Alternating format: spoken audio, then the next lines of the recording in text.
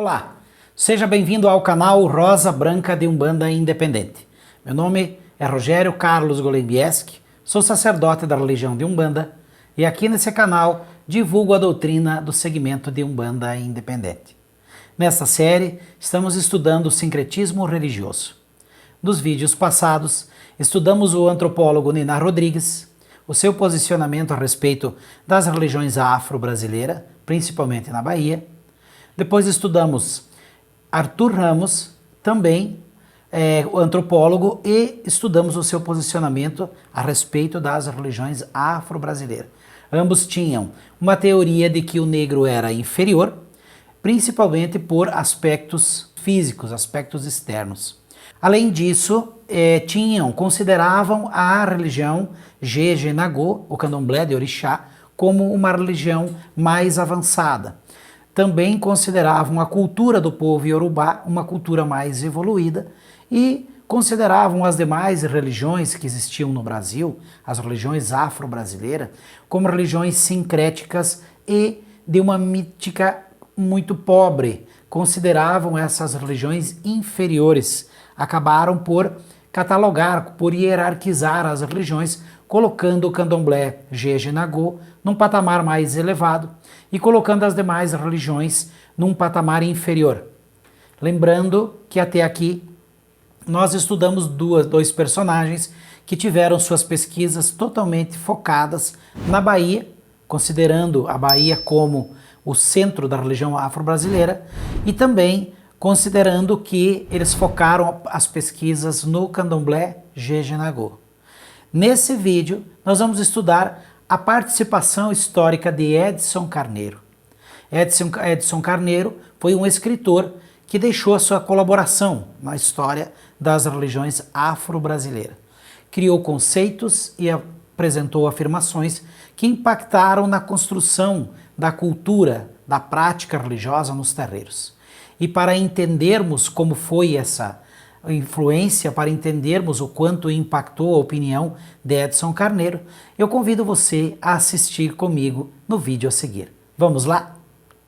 Quando os caboclos trazem as folhas da Jurema e os pretos velhos trazem a Muraê, eles vêm trabalhar na lei de Umbanda, tem licença de Aruanda pra salvar quem tem. Edson Carneiro.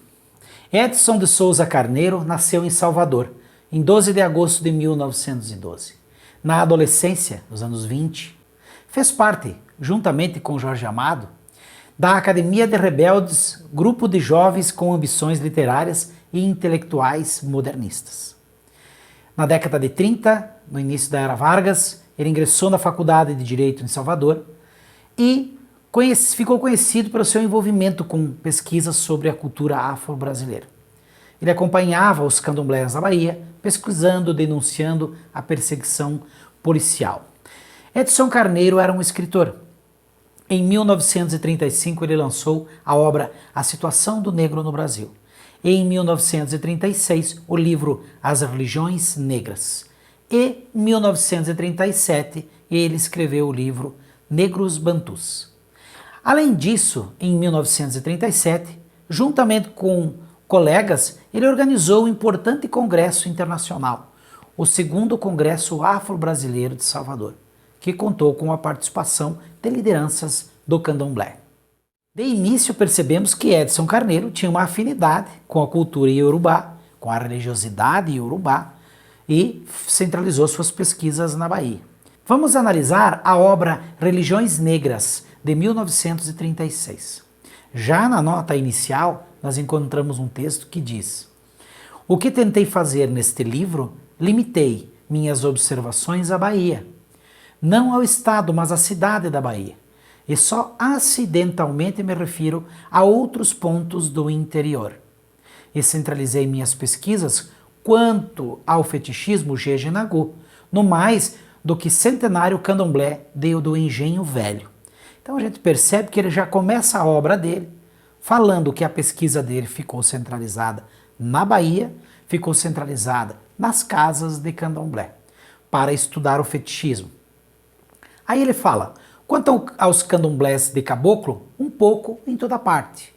E como vemos, começa a aparecer nas obras o candomblé de caboclo. O livro reafirma as colocações de Arthur Ramos, que encontramos nas obras de Arthur Ramos, que encontramos nas obras de Niná Rodrigues. Esse escritor também exalta a grandeza da cultura iorubá, que, como falamos em vídeos passados, sem sombra de dúvida, é uma cultura riquíssima, que colaborou e contribui muito para o nosso país.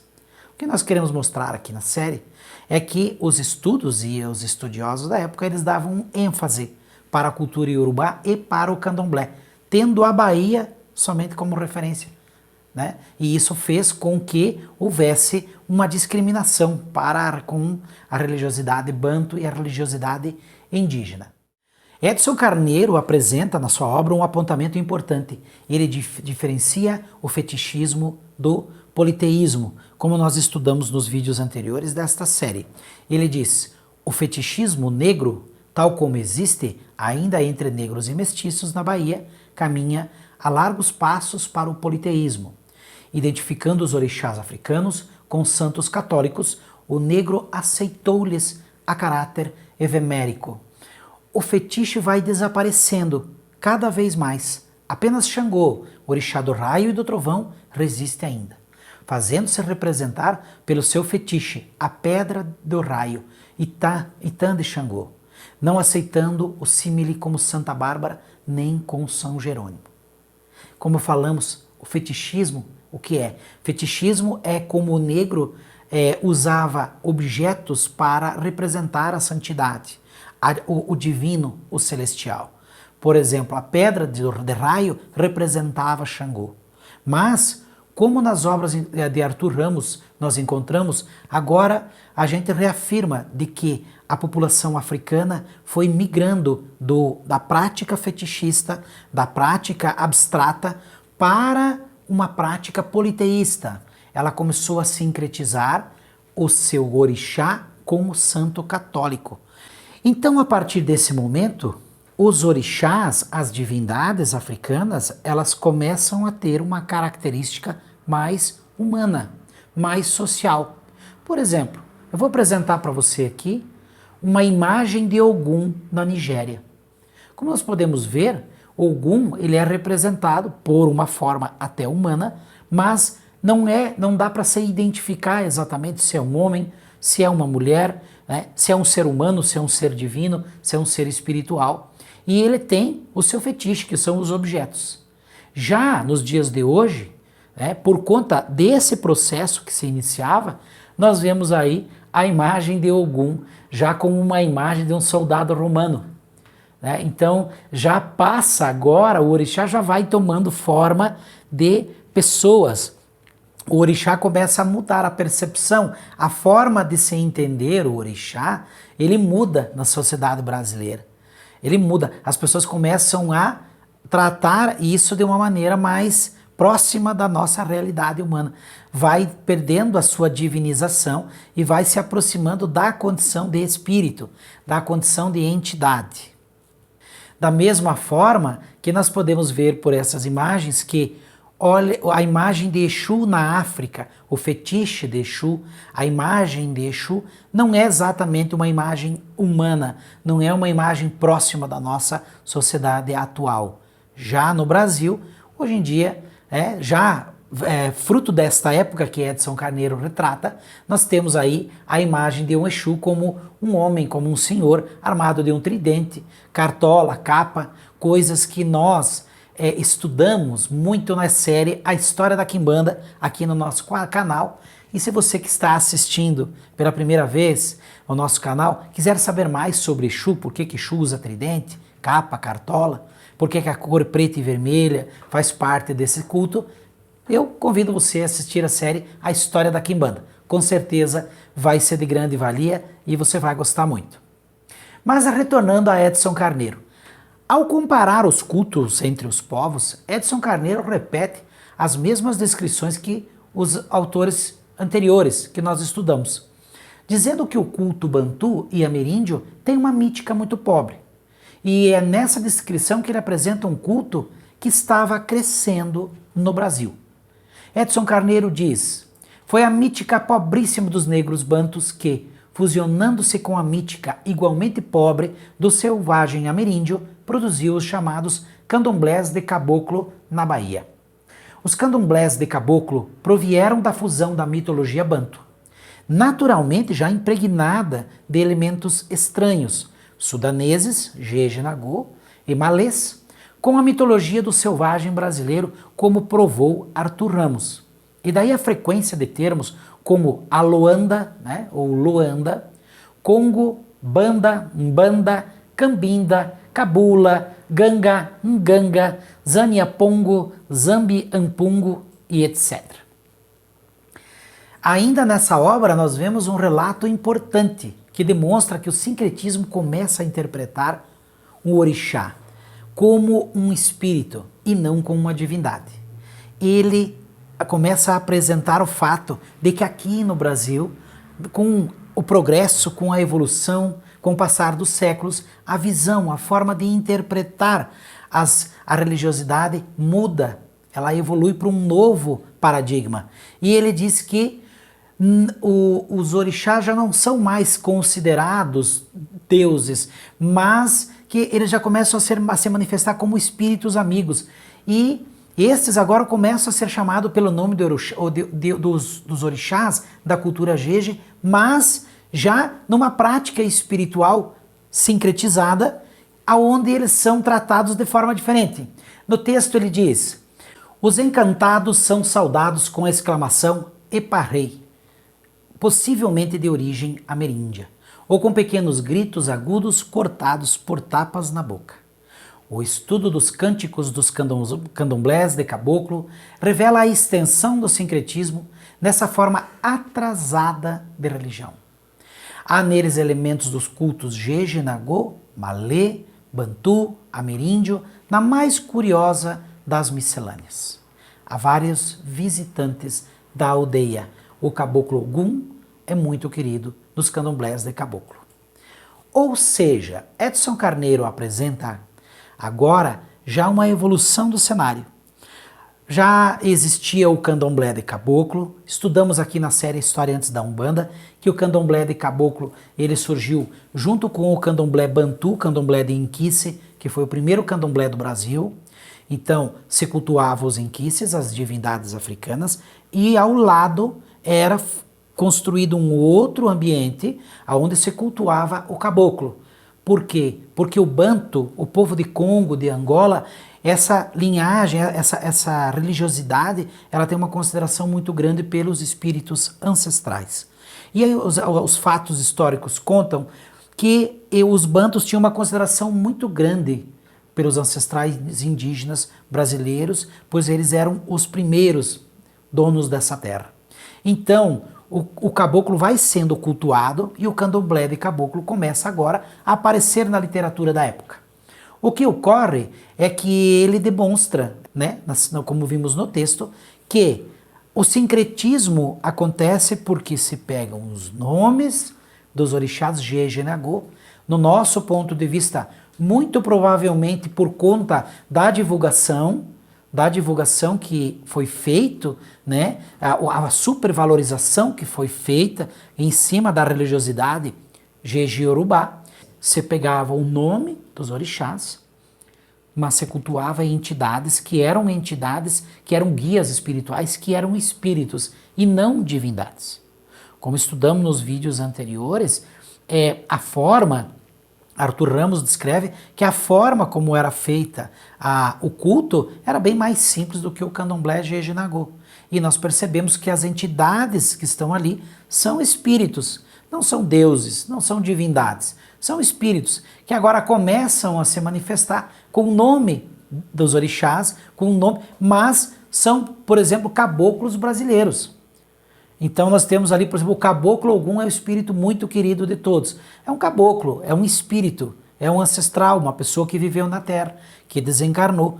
Então ele vem usando o nome, né?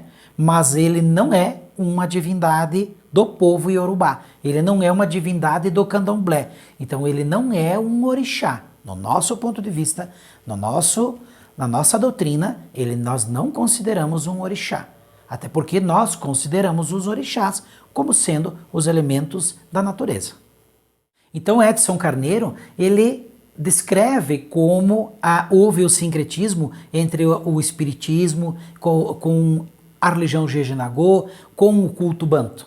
E o fator de a religião sincrética ser mais simples na prática, do que por não ter a complexidade do culto Nagô, fazia com que essas práticas fossem consideradas práticas de charlatanismo. Na obra, nós encontramos o seguinte texto: os candomblés de caboclo degradam-se cada vez mais, adaptando-se ao ritual espírita, produzindo as atuais sessões de caboclo, bastante conhecidas na Bahia. Falta-lhes a complexidade do candomblé nagô ou de africano, isso é, Jejinagô. A extrema simplicidade do ritual possibilita mais largo charlatanismo. O mais importante desses candomblés era o de Jubiabá, na caixa d'água, mas até esse mesmo terminou por adotar o espiritismo, para afinal desaparecer. Então o Edson Carneiro, nós como percebemos, assim como outros autores, sempre que se referem às outras religiões que não são o candomblé Jejinagô, esses escritores usam termos que diminuem a imagem, né? A prática, por ela ser sincrética, por ela ter espiritismo, por ela ter os nomes do Jejinagô, por ela ter a prática banto, por ela ter santos católicos. Para eles, isso era uma prática inferior, uma cultura inferior, não era uma cultura pura.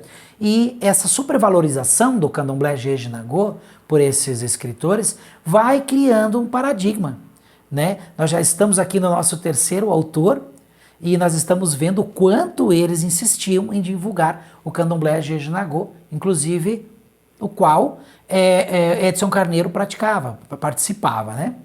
Até aqui percebemos que esses antropólogos, eles focaram seus estudos na Bahia, focaram em valorizar o candomblé, focaram em criticar as crenças sincréticas, principalmente porque eles diziam que a simplicidade permitia o charlatanismo. Porém, há um motivo que levava a essa perseguição, que também era um motivo social. Muitas das práticas, no nosso ponto de vista, muitos praticantes, muitos chefes de terreiro davam para entidades nomes de entidades Jejinagô para valorizar o seu terreiro. Por exemplo, o nome do terreiro ganhava o nome de Ogum Megê, né? A entidade, quando incorporava, dizia, esse é o Ogum, mas essa entidade, na prática e espiritualmente falando, quem estava se manifestando ali eram guias espirituais, eram entidades que hoje ainda se manifestam, as mesmas que se manifestam na Umbanda, não eram orixás, né? E essa simplicidade dava acesso mais para a população. E a religião, ela era muito procurada principalmente por problemas de saúde. E essa perseguição, ela tinha um motivo que nós vamos estudar mais adiante. Porque, lembrando que Niná Rodrigues foi um médico, lembrando que Arthur Ramos foi um médico, e lembrando que terreiro cura pessoas de graça, de forma acessível. Então, a história nos conta que os médicos da época se preocupavam muito, alegando que as pessoas estavam em perigo com o charlatanismo por conta de tratarem a sua saúde nos terreiros, mas também estavam preocupados, porque sem sombra de dúvida havia uma perda econômica, porque essas pessoas acabavam indo nos terreiros e não nos hospitais ou nos consultórios. A Bahia pode ser de todos os santos, mas além dela, além do panteão iorubá, haviam muitos outros santos. Ignorados ou criticados pelos escritores, a cultura bantu, juntamente com a cultura indígena, dava continuidade à sua forma de culto, sincretizando santos, orixás, inquices, voduns, divindades indígenas, seguia firme caminhando na direção do futuro. E foi no candomblé de caboclo que essas características ficaram mais visíveis. Agora, um ponto muito importante. Atenção! O candomblé de caboclo, tido como resultado da fusão mitologia banta, né, dos bantos de Congo, de Angola, enfim, influenciada pelo culto dos orixás, Nagô, Jejinagô, Malê, com a mitologia dos selvagens da América Portuguesa. Como eu falei e apresentei nos vídeos anteriores, os caboclos assumem o lugar dos orixás. Se apresentam com a mesma equivalência, com o mesmo poder ou com o mesmo papel espiritualmente falando. Mas eles não se subordinam. Eles não se apresentam como subordinados aos orixás.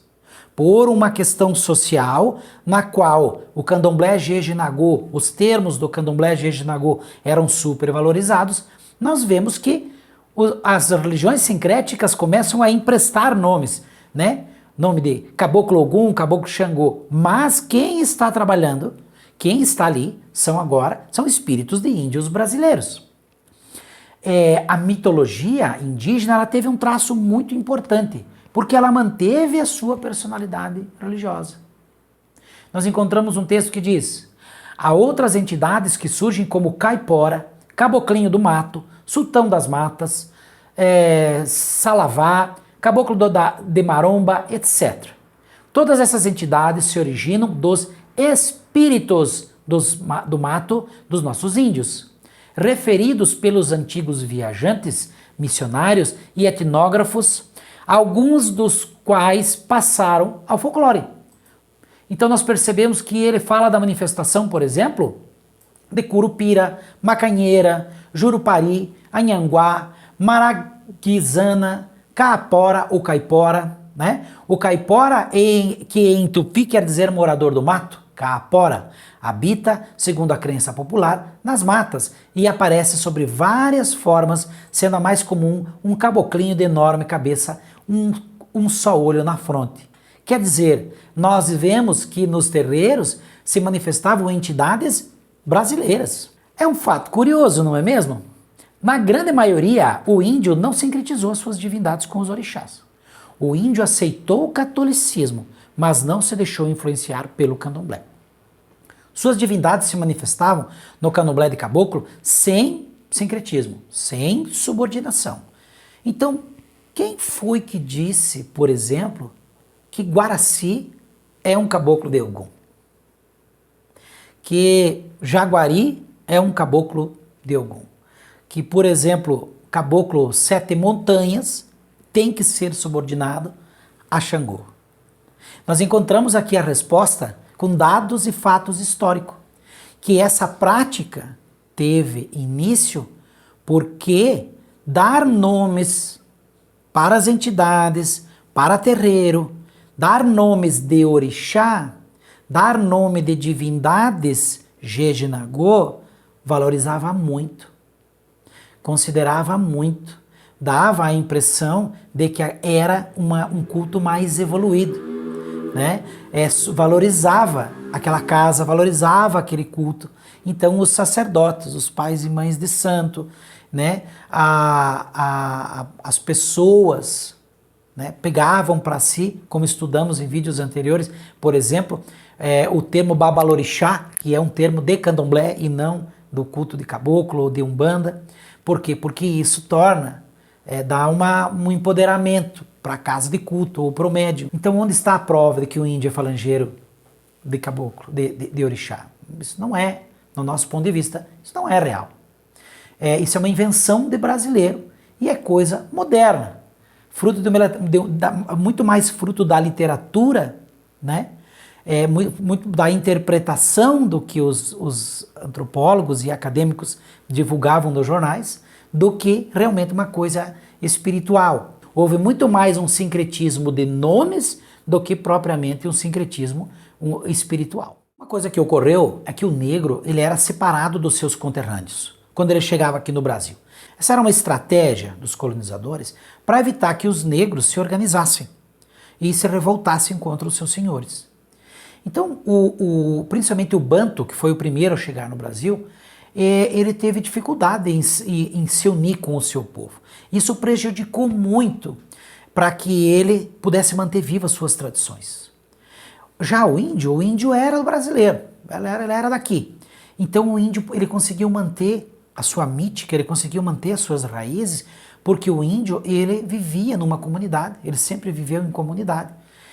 Então o índio ele foi mais fiel às suas raízes e ele não sincretizou com as outras religiões, porque ele conseguiu manter o seu povo unido e as suas tradições permanentes. Em 1755, a Lei de Liberdade proibiu a escravidão do índio. Mas os bantus continuaram sendo escravizados. E o candomblé de orixá ainda não havia chegado no Brasil. Então, é óbvio que o que foi mais fácil para o índio manter a sua tradição religiosa. O índio foi libertado muito antes. Ele teve maior liberdade para continuar praticando a sua religiosidade e mantendo a sua mitologia do que o negro banto que foi disperso no território brasileiro. O índio, por exemplo, ao índio era proibido casar com um negro. Tem um caso, inclusive, que em 1771, um índio, capitão mor de São Barnabé, denunciou seu colega, um índio capitão mor da aldeia de Ipuca, por ter se casado com uma preta, manchando com esse casamento o seu sangue e fazendo-se por essa causa indigno de exercer o posto de capitão mor. Cabe reconhecer, diz o texto, o fato da consciência dos índios sobre sua posição de superioridade em relação aos negros. Diante da legislação pombalina, o fato dessa falha sanguínea, adquirido por vontade própria, ter sido denunciada por um dos pares do acusado, o capitão mor de São Barnabé, demonstra terem os índios igualmente aprendido os preconceitos e as discriminações da sociedade colonial em que vivem, tal como fizeram os negros, que uma vez libertos, esforçavam-se para serem reconhecidos como pardos. Por que eu estou apresentando esse texto? Porque os jesuítas defenderam os índios da escravidão. Então o índio ele não se converteu ao orixá. O índio se manteve fiel à sua tradição, à sua religiosidade. O índio continuou tendo seus deuses, seus santos. Então esse paradigma de que os caboclos são subordinados ao Oxóssi, ou seja, orixá que for, é uma coisa que foi criada no Brasil por conta da interpretação das obras publicadas por esses escritores e outros mais, e por textos publicados em jornais da época. Agora vou apresentar a vocês uma coisa muito importante. A maioria das casas, chamadas de candomblé de caboclo, obedecia um calendário diferente daquelas que realizavam festa de orixá, em Quice ou Vodum. Embora a maioria dos terreiros houvesse uma data reservada para o culto de caboclo, de forma totalmente independente das festas tradicionais africanas. Então os africanos eles homenageavam os caboclos pelo costume que tinham de cultuar os ancestrais. As homenagens eram prestadas de forma totalmente separada das divindades do panteão africano. Então nós podemos ver que a religiosidade indígena ela caminhou paralela à religiosidade africana, afro-brasileira. Então o índio ele não é real, no nosso ponto de vista, analisando dados e fatos históricos, não é real que o índio se converteu, seja no plano terreno ou no plano espiritual, ao culto dos orixás. Ele não foi iniciado no culto dos orixás, portanto ele não vai se manifestar como sendo falangeiro ou capangueiro ou subordinado ao orixá Jeje-Nagô. Por isso que isso é um mito, um paradigma criado no Brasil com base na interpretação de obras literárias e não num fundamento espiritual. Na edição número 14 de 1983 da revista Afroásia, Salvador, encontramos registros importantíssimos sobre a religiosidade africana e a indígena convivendo no mesmo ambiente. Atenção para a história que vocês vão ouvir agora, porque com certeza vocês vão se impressionar. Segundo os estudos disponíveis na bibliografia, os caboclos saudavam os santos africanos por educação, por formalidade, mas não tinham nenhuma obrigação de seguir os preceitos africanos. Agora vejamos um relato incrível descrito no Afroásia. Vamos lá! A desavença entre o orixá e o caboclo. Havia um senhor naquela região cujo caboclo não gostava do orixá do mesmo, que a fim de insultá-lo sempre criava situações para castigar o médium. Certa feita, o caboclo deu ordem ao seu cavalo para que nos dias que tivesse de trabalhar não ingerisse bebida alcoólica. Como ele deixou de cumprir o determinado, o dito caboclo deu-lhe uma surra que quase lhe tira a vida, deixando-lhe marcas para sempre no corpo. Devemos esclarecer que as pancadas foram dadas pelo próprio índio, incorporado no dito cujo. De outra vez, o médium do mesmo caboclo teve uma desavença com um senhor, que também era pai de santo e prometera vingança, fazendo uso de seus poderes espirituais. Veio o caboclo e deixou o recado de que ele jamais levantasse a mão contra o outro, pois o mesmo era cavalo de um índio, irmão do seu guia. O médium não aceitou as ponderações e partiu para trabalhar contra o pai de santo, terminando por tirar-lhe a vida. Quando o caboclo baixou após os acontecimentos, jurou que o cavalo havia desobedecido e que ele faria a mesma coisa com ele.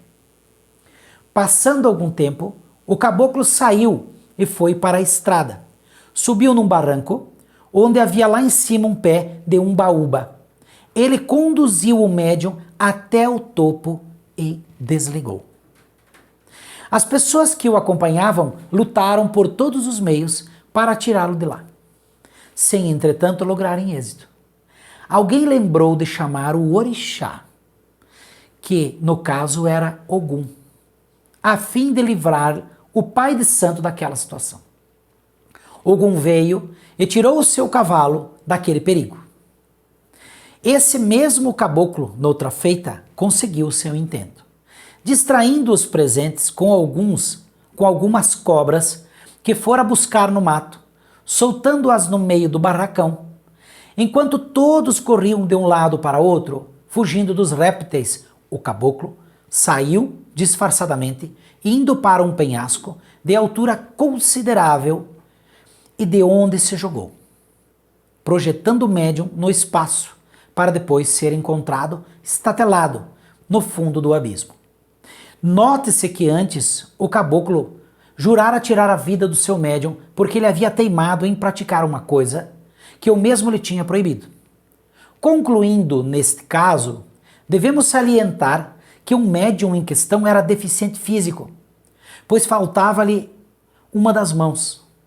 Imaginemos agora como o caboclo conseguiu marinhar um pé de umbaúba e o vexame que o médium sofreu ao se ver naquela altura, onde se não tivesse manifestado jamais conseguiria subir.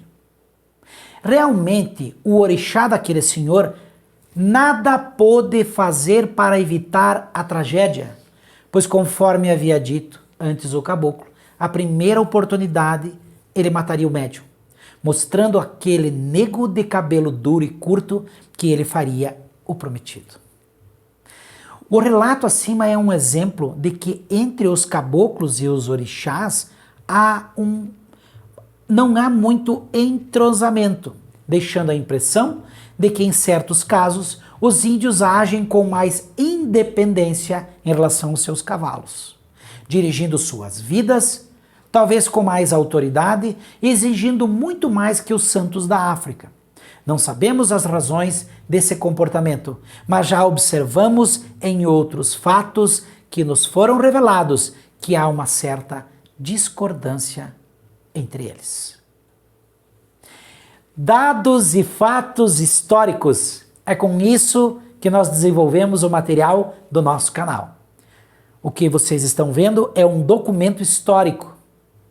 Não é achismo, não é uma teoria mirabolante, não é uma mensagem do além, não é nada disso. Não é uma doutrina criada pela visão minha pessoal ou de uma ideologia própria. São os fatos.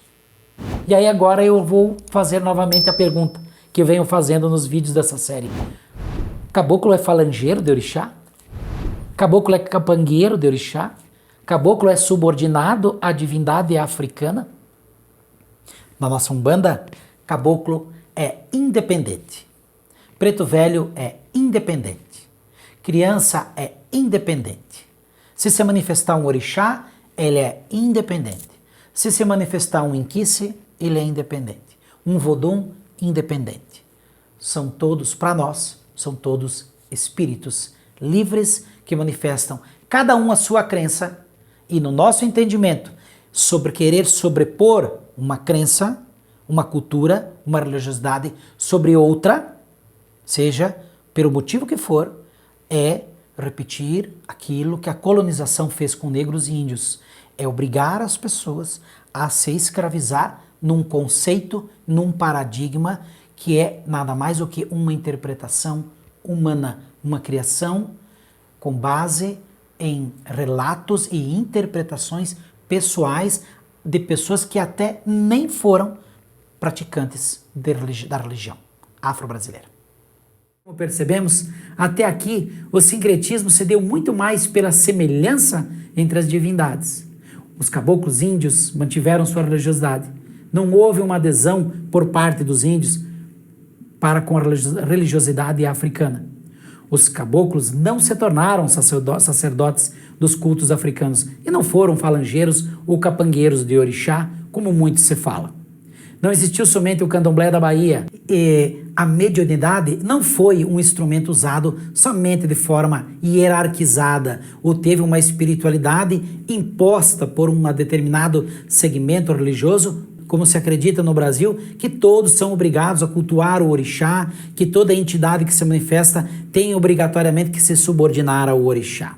Em meio a tudo isso, um antropólogo sociólogo criticou as teorias racistas de Ninar Rodrigues através das suas obras. Deixou uma marca na história da antropologia brasileira que, na minha opinião, é uma obra-prima. Você sabe quem foi Roger Bastide? Na sua obra, ele deixa uma narrativa incrível sobre a religiosidade afro-brasileira com coisas que nós vamos apresentar aqui que são inéditas. As religiões africanas no Brasil é o que eu convido você a estudar comigo no nosso próximo vídeo. Até lá, eu deixo a todos o meu fraterno saravá.